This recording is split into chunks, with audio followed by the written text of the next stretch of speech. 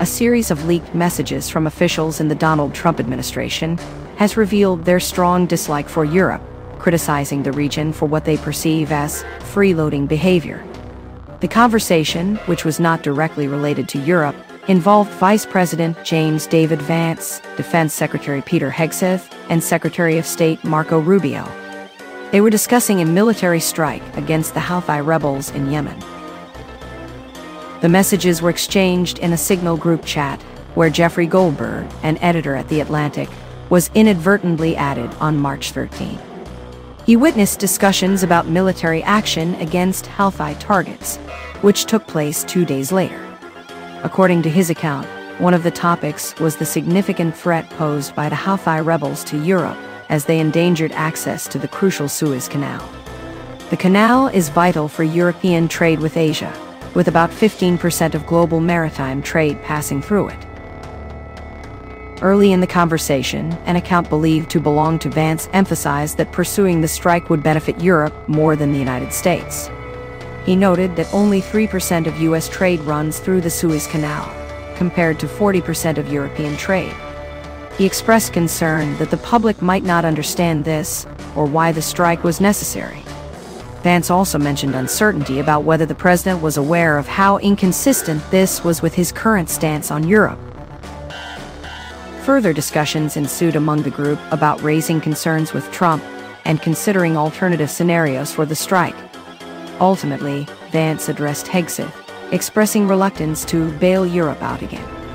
Hegseth, a former Army National Guard officer now leading U.S. defense, replied that he shared Vance's disdain for European freeloading, describing it as pathetic.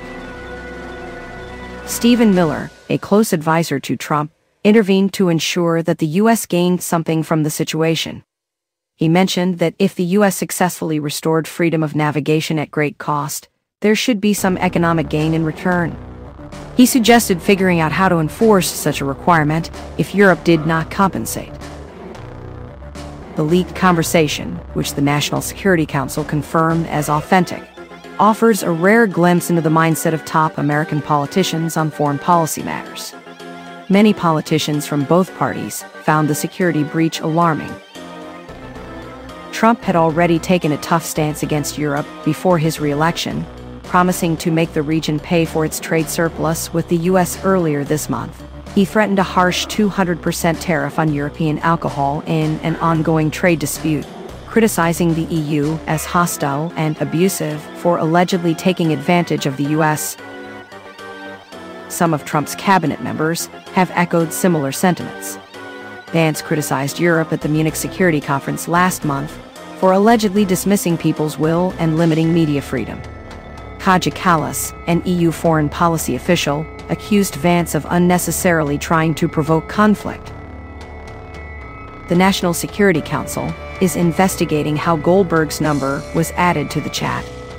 Regardless of the outcome, the damage appears to be done, highlighting the transactional nature of U.S. foreign policy efforts.